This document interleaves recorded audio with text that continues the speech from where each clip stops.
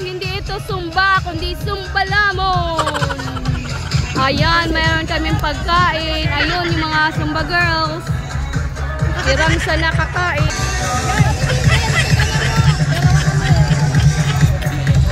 Oh, tabi na, mga gutom. So, ayan guys, hindi po kami Sumba, kundi Sumbalamon.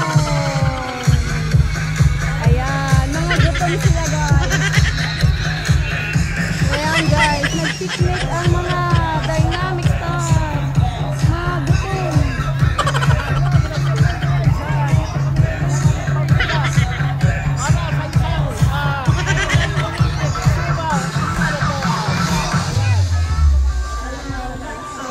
Iba hindi nagkakain.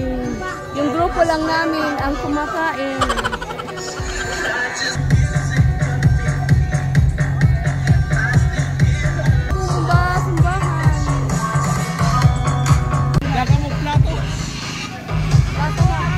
Sumbalamon. Ayan o. Ang sarap-sarap na crumble para sa mga taong pagod.